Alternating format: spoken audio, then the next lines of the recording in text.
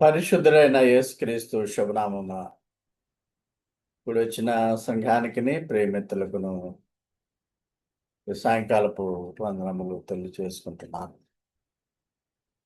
దేవుని ఉచితమైన కృప చొప్పున మరొక థర్స్‌డే నాడు మనము ప్రార్థించుకోవడానికి, ఆయన నామాన్ని కనపరచడానికి దేవుడిచ్చినటువంటి అవకాశం బట్టి దేవాది దేవునికి స్తుతులు, వందనములు. ఈరోజు మనము ధ్యానము చేయబోయేటువంటి దైవ అంశం ఏదనగా యెహ్యే ఆషేర్. యెహ్యే యెహ్యే ఆషేర్. యెహ్యే యెహ్యే 2 సార్లు వస్తుంది. ఆషేర్ మధ్యలో ఉంటుంది. ఇది హీబ్రూ పదం.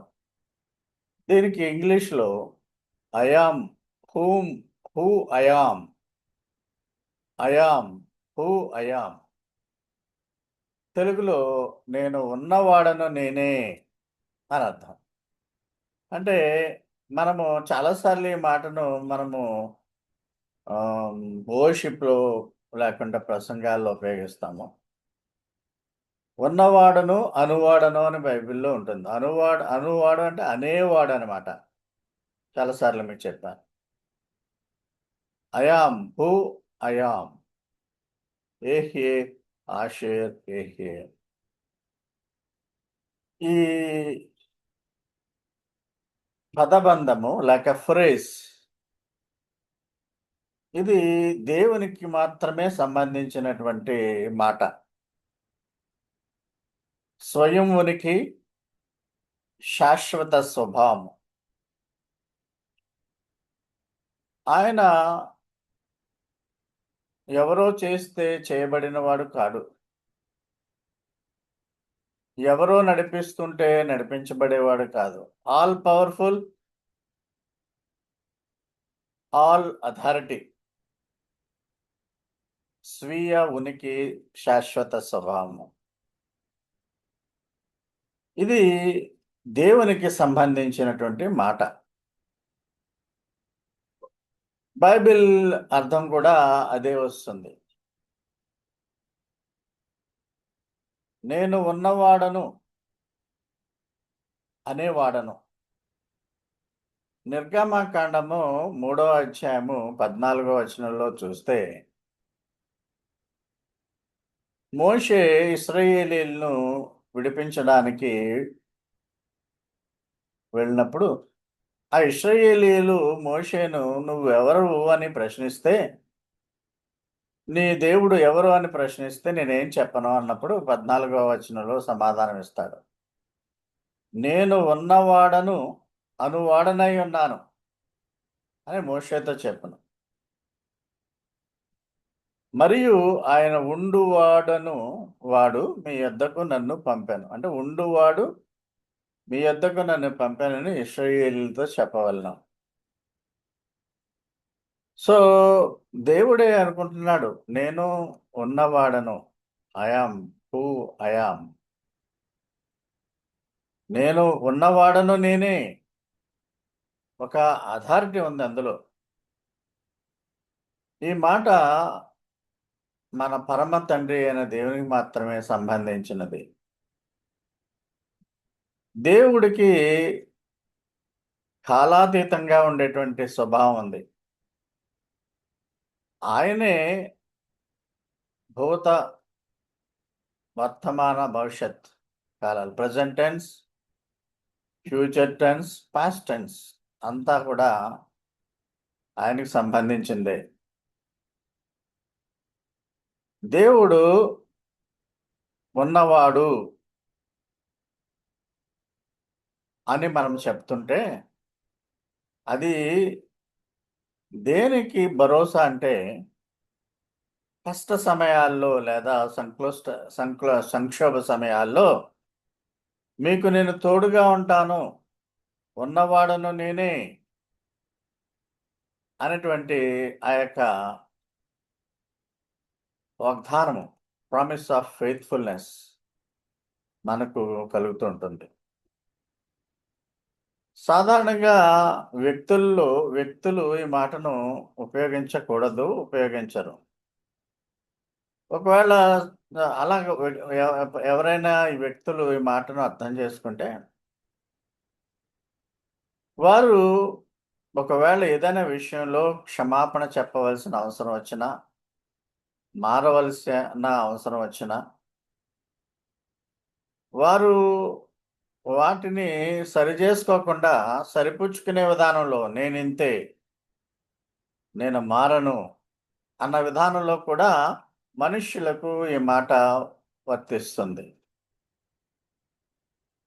అంటే మనకు బాహ్యమైనటువంటి ఒత్తిళ్ళుంటాయి. సామాజిక అంచనాలుంటాయి. విషపూరిత సంబంధాలుంటాయి. ఇవన్నీ కూడా నువ్వు ఇలాగున్నావు అని మనం వాడిని ప్రశ్నిస్తే I am who I yam అనేటువంటి వ్యక్తులు కూడా ఉంటారు. ఇది సాతాను యొక్క లక్షణం. దేవునికి కాకుండా మరొకరికి దీన్ని మనం అప్లై చేస్తూ ఉంటుంటే, సాతాను కూడా నేను whom I am, I am who I yam అనే విధముగా సాతానుడు తన యొక్క హద్దులను మీరి ప్రవర్తిస్తాడు. ఈ విధముగా దేవుడు ఎవరి మీదనో ఆధారపడి ఉండడు. ఆయన రచనలు, ప్రణాళికలు ఎవరి పరిస్థితుల్లో ఎవరి మీద ఆధారపడి ఉండడు.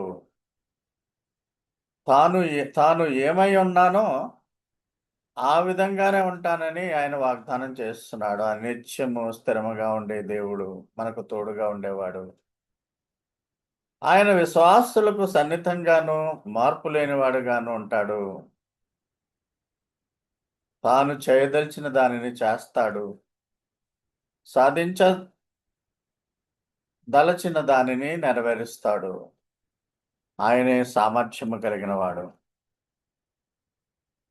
దేవుడు పాత నిబంధన గ్రంథంలో ఎక్సోడస్‌లో ఉన్నటువంటి I am who I yam అనే మాట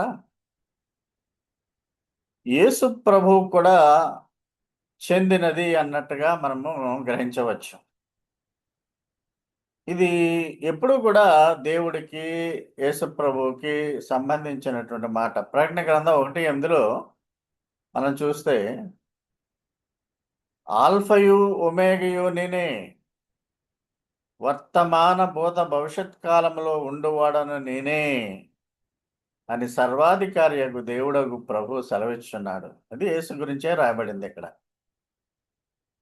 I am the alpha and the omega, the beginning and the end, says the lord, who is and who was and who is to come, the almighty. ఆయన సర్వాధికారి అయినటువంటి దేవుడు. భూత భవిష్యత్ కాలాల్లో, వర్తమాన కాలాల్లో ఉండేవాడు దేవుడు. ఆయన హూ ఈస్ టు కమ్, రావలసిన వాడు, త్వరలోనే వస్తాడు, మేఘారూఢుడై వస్తున్నాడని ప్రకటన గ్రంథం 1:7-8 రాయబడి ఉన్నది. సో మోషే కాలంలో బానిసత్వంలో ఉండి, ఆ బానిసత్వం నుండి విడుదలయ్యే విధముగా దేవుడు తన అధికారాన్ని వారికి తెలియచేయడానికి మోషే ద్వారా ఈ మాట పలికించాడు. I am who I am, నేను ఉన్నవాడును, వాడిని విడిపిస్తానని వాగ్దానం చేస్తాడు. వారు నమ్మకం పెట్టుకునేలాగా ఈ మాటను నేను మీ కష్టకాలంలో బానిసత్వం నుండి విడిపించ సామర్థ్యము కలిగిన వాడను అని దేవుడైన యెహోవా వారికి తెలియజేస్తాడు. అలాగే యేసు ప్రభువు కూడా మనలను పాపము నుండి విడుదల చేస్తాడు. సామర్థ్యము కలిగిన వాడు. ఆయన నిన్న, నేడు, నిరంతరము ఏకరీతిగా ఉన్నటువంటి దేవుడు. దేవాది దేవుడు యేసు ప్రభు సర్వాధికారి. యేసు ప్రభు అంటే మనుష్య రూపంలో దిగి వచ్చినటువంటి దేవాది దేవుని స్వరూపం అని మనము క్రైస్తవులుగా నమ్మాలి. ఆల్ఫా ఆయనే, ఒమేగా ఆయనే, అంటే ఆది అంతము అన్నీ ఆయనే. మొదటివాడు కడపటివాడు ఆయనే. సో మోషే అహరోనుల ద్వారా అప్పుడు ఈజిప్ట్ రాజు అయినటువంటి ఫరోకు ఈ యొక్క సందేశాన్ని ఇచ్చాడు. ఏంటంటే, నా ప్రజలు అరణ్యములో నాకు పండుగ చేసుకునేలాగా వారిని వెళ్ళనివ్వు అని చెప్పాడు. అప్పుడు ఫరో ఇలా అంటాడు, నేను ఆయనకు అంటే దేవునికి లోబడి ఇశ్రాయేలీయులను వెళ్ళనివ్వడానికి యెహోవా ఎవడు? Who is Jehovah? Who is lord? అని ఫరో అంటాడు. నాకు యెహోవా తెలియదు, నేను ఇశ్రాయేలును వెళ్ళనివ్వను. ఐగుప్తు దాస్యం నుండి వారిని బయటికి వెళ్ళనివ్వను. ఈ విధముగా ఫరో మొదట్లో భీష్మించి కూర్చున్నాడు. యెహోవా ఎవడు? ఆయనకు నేను లోబడవలసిన అవసరం వచ్చింది. నాకు యెహోవా తెలీదు. ఈ దినాల్లో కూడా అనేక మంది దేవుడు ఎవరు? ఆయన మాకు తెలీదు. నేను నా యొక్క ఇష్టమైన రీతిలో జీవిస్తాను. ఆయన యొక్క పరిధుల్లో నేనెందుకు జీవించాలని అడిగేవారు చాలామంది ఉన్నారు. విశ్వాసులు కూడా ఉన్నారు కొంతమంది. అంటే ఆళ్ళు విశ్వాసులు కాని విశ్వాసులు. సో, నిర్గమకాండము 5:1, 2లో చూస్తే మొట్టమొదటగా అహరోను, మోషేలు ఫరోతో భేటీ అయినప్పుడు, కలిసినప్పుడు ఈ మాటలు అంటున్నాడు. దేవుడు ఇశ్రాయేలీయులను విడిపించాలని అంటున్నాడు. అరణ్యములో ఆ విల్డర్‌నెస్‌లో వాళ్ళు నాకు పండుగ చేసుకోవాలి, ఫీస్ట్ చేయాలి అనంటే, అప్పుడు నేను యెహోవాను ఎరగను, ఇశ్రాయేలీయులను పోనివ్వను. యెహోవా ఎవడు? అని ఫరో చెప్పి తిరస్కరించాడు. ఫరో యెహోవాకు ఎదురుగా నిలిచాడు. ఫరో తన మానవుడని మర్చిపోయి గొప్ప దేవాది దేవుడు, ఉన్నతమైన శక్తి కలిగిన వాడు ఒకడున్నాడని ఫరో అంగీకరించలేదు. సర్వశక్తిమంతుడు, సర్వసమర్థుడు అయిన దేవునికి లోబడాలని అని అని అనలేదు. ఫరో అంటున్నాడు, నేనే. కాబట్టి నేను ఎవరికీ తల వంచను. మనం గుర్తుపెట్టుకోవాలి. మానవాళిని పట్టి పీడిస్తున్న ప్రధాన పాపం కూడా ఇదే. మానవులుగా జీవించే కాలం ఈ భూమి మీద తక్కువ కాలమైనప్పటికీ మనిషిలో ఈ స్వభావం ఉంటుంది. అందరిలో కూడా, విశ్వాసుల్లో కూడా. నేనే నేనింతే. ఎవరి వలన మార్పు చెందను. ఎవరి మాట వినను అనే గర్వం అనేది సాతాను నుంచి వచ్చినటువంటిది. Beware of this. నేనెవ్వరికీ తల వంచను. ఒక పాస్టర్ గారు చెప్పే మాటలు వినను, తల్లిదండ్రుల మాటలు వినను, స్నేహితుల మాట వినను. నేనింతే అనేవాడు సాతానుకు దాసుడని గుర్తుపెట్టుకోండి. నేను చేస్తున్నది తప్పు, పాపం అని చెప్పడానికి నువ్వెవడవు అని అడిగే అధికారము సాతానుకే ఉంటుంది. ఆ విధంగా సాతాను అధికారానికి లోబడిన వారు కూడా అదే విధంగా అంటారు. సో, ఇక్కడ ఫరో అదే అంటున్నాడు. నేను నేనుగానే ఉంటాను. నేను ఎవరి మాట వినను అని మోషే అహరోనుతో అన్నాడు. నేను ఉన్నవాడను నేనే. ఐ యామ్ అంటే నేను. హూ ఐ యామ్ ఉన్నవాడను నేనే. నేనే ఉన్నవాడను అనే మాట దేవునికి మాత్రమే వర్తిస్తుంది.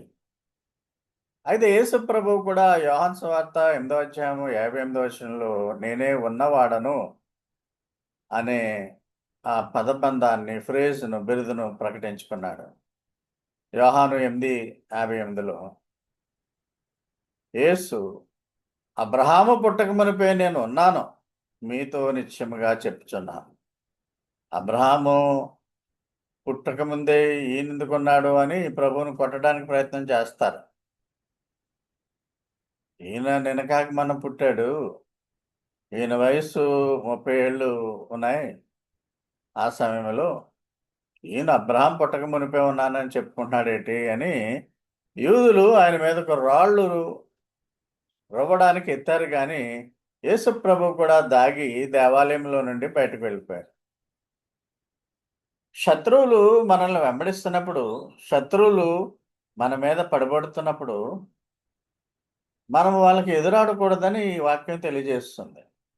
చంపితే చంపారులే అన్నట్టుగా వెళ్ళకూడదు. వీలైనంత వరకు దేవుని చిత్తంలో శత్రువుల నుండి తప్పించుకోవడానికి యేసు ఏ విధంగా అయితే ఆయన ఆ మాటలు అంటున్నప్పుడు రాళ్ళు రువ్వి చంపడానికి ప్రయత్నించారో, యేసు తప్పించుకోవడానికి దాక్కున్నాడు. మనం కూడా అలాంటి పరిస్థితులు ఒకవేళ వస్తే దాక్కోవాలి.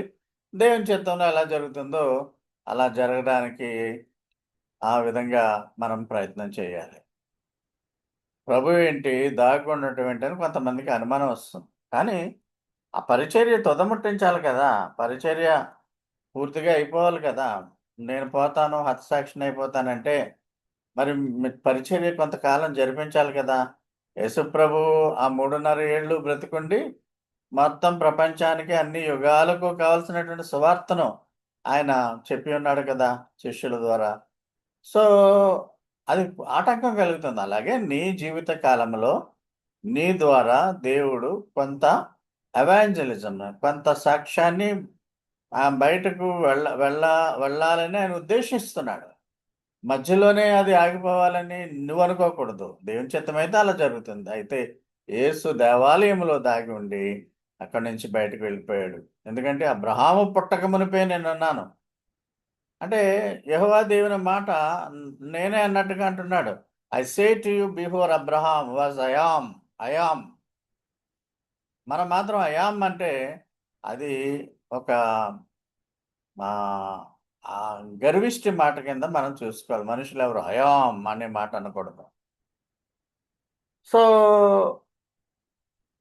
ఫ్రాంక్ సినాట్రా అనేటువంటి ఒక గేయాలు రాసేటువంటి ప్రసిద్ధ గేయకారుడు. ప్రసిద్ధ గీతాల్లో ఒకటి 'I did it my way' అనేటువంటి ఒక పాటలో పాల్ అంకా అనేటువంటి వాడు అది రాశాడు. ఈ ఫ్రాంక్ సినాట్రా అనేవాడు పాడినట్టు మనం అర్థం చేసుకోవచ్చు. ఈ పాట చివరి పంక్తుల్లో మానవాళి యొక్క పరిస్థితిని, వేదనను వర్ణిస్తున్నాడు. మానవాళి అసలు మనిషి ఎవరు? వాడికేముంది? తనను తాను కాకపోతే వాడికేమీ లేదు. తాను నిజంగా భావించే విషయాలను చెప్పడానికి మోకరిల్లేవాడి మాటలు కాదు. రికార్డు చూపిస్తుంది నేను దెబ్బలు తిన్నానని మరియు నా పద్ధతిలో చేశాను. అంటే మనిషి యొక్క దుమ్ము, ధూళి గాలి వీచగా ఏ విధంగా అయితే ఈ యొక్క ధూళి పోతుందో, ధాన్యం పొట్టు పోతుందో అలాంటి వాడు, వీడు నేను అనేటువంటి విధానంలో మరి మాట అనడానికి వాడెవడు అన్నట్టుగా ఈ యొక్క గీతాన్ని రాసేశాడు. ఆ విధంగా అనేకమైనటువంటి గీతాలున్నాయి.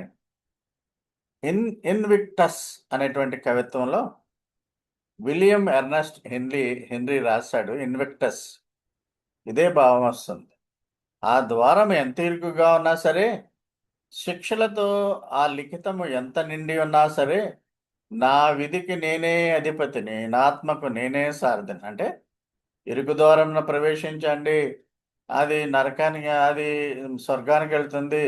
విశాలమైన మార్గంలో అంటే మీరు సంతోషంగా ఉండే మార్గాన్ని ఎంచుకోకండి అనే విధానంలో ద్వారం ఎంత ఇరుకుగా ఉన్నా సరే, ఒకవేళ నాకు శిక్షేసినా సరే, నా విధికి నేనే అధిపతిని. అంటే ఇంక పరాకాష్ఠకొచ్చేస్తుందనమాట గర్వం. నా ఆత్మకు నేనే సారథిని. I am the captain of my soul. మనిషి యొక్క మనస్తత్వం ఇలా ఉంటుంది. మీకు 666 ముద్ర ప్రాముఖ్యతను వివరించాను. ఏడేండ్ల శ్రమల్లో విడనాడబడినటువంటి వారికి ఎత్తబడగా మిగిలినటువంటి వారి మీద నుదుటి మీద 6 ముద్ర సాతాను వేస్తాడు. ఆ ముద్రన్న వాళ్ళకే ఈ యొక్క మా ఆహార పదార్థాలు అమ్మబడతాయి. వారు ఉద్యోగాలు చేసుకోబడతారు. ఆ విధంగా they they they are they they they were identified. They will be identified as the people of Satan. 6 ముద్ర. ఒకవేళ ఆ ముద్ర ఏసుకోకపోతే వాళ్ళని చంపేసి హతసాక్షులైపోతారు. వాళ్ళ ప్రభువు దగ్గరికి వెళ్తారు. అది వేరే విషయం. 6 ముద్రలో సాతాను యొక్క గర్వం ఉంది. సాతాను అంటే వాడు సృష్టింపబడినవాడు, మనిషిలాగే సృష్టింపబడినవాడు. సాతాను ఎప్పుడు కూడా ఏమంటాడంటే మానవులే గొప్ప దేవుని కంటే. సైంటిస్టులను చూడండి, రోగాలకు మందులు కనిపెడుతున్నారు, ర్యాకెట్లు కనిపెడుతున్నారు, విమానాలు కనిపెడుతున్నాడని వాడే గొప్ప దేవుడి కంటే అన్న విధంగా ఉంటాడు గానీ, సృష్టికర్త అనే విధంగా ఉండడు. మనము సృష్టికర్తను పూజిస్తాం గానీ, ఆహ్, సృష్టింపబడిన వాడిని సాతాను వైపు మనం వెళ్ళం. 666 ముద్రలో సిగ్నిఫికెన్స్ మీకు చాలా సార్లు చెప్పాను. మానవుని యొక్క అహంకారం తెలుస్తుంది. మానవుడు 6 అనే మాట మానవుడికి ఇవ్వబడింది. ఎందుకంటే దాస్యములో 6 ఏండ్ల పాటు హెబ్రీయులు పనిచేస్తూ ఉండేవారు. అదేవిధంగా పంట పొలాల్లో 6 ఏళ్ళు వరుసగా పండించిన తర్వాత పొలానికి ల్యాండ్‌కి విశ్రాంతి ఇవ్వడం జరిగింది. అలాగా అనేక రకాలైన కారణాలు మానవులకు ఇవ్వబడ్డాయి. ఈ 6 ముద్రలో మొదటి 6 సాతాను, రెండవ 6 అబద్ధ ప్రవక్త, మూడవ 6 క్రీస్తు విరోధి, ఫాల్స్ ప్రొఫెట్, యాంటిక్రైస్ట్. తండ్రి, కుమార, పరిశుద్ధాత్మలాగా సాతాను కూడా ట్రినిటీని పెట్టుకున్నాడు. ఆ ట్రినిటీలో 3 సార్లు 3 వచ్చిందన్నమాట. అంటే Antichrist, falls prophet and Satan. 7 ఏండ్ల శ్రమల్లో సాతాను ఉండడు. సాతాను మానవ ప్రతినిధులు ఉంటారు.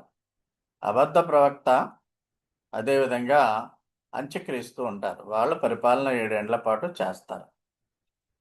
సాతాను మళ్ళా 1000 ఏండ్ల పాలనలో అది మొట్టమొదటగా బాటమ్‌లెస్ పిట్‌లో అది దేవుడు దాన్ని పెడతాడు. 1000 ఏండ్ల జరిగిన తర్వాత మళ్ళా వాడు విశ్వరూపం ధరిస్తాడు. తర్వాత దేవుడు అగ్నిని 1000 ఏండ్ల తర్వాత అగ్నిని పైనుంచి కురిపించి చంపేస్తాడు. అది బైబిల్ చెప్తుంది. సో, సాతానులో ఉన్నటువంటి ఈ ట్రినిటీని తీసుకొని 3 సార్లు 6 మానవ యొక్క నైజాన్ని, మానవునికి సంబంధించిన 6 సంఖ్యను 3 సార్లు 666గా పెట్టాడని చాలామంది దైవ జ్ఞానము కలిగిన వారు చెప్తూ ఉంటారు. బైబిల్‌లో ఇదేముండదు గానీ 6 ముద్రనే ఉంటుంది. అంటే 3 సార్లు 3 అనే మాట ట్రినిటీ ఆఫ్ సాటర్న్ నుంచి వచ్చింది. 6 మానవుడికి సంబంధించినటువంటి సంఖ్య.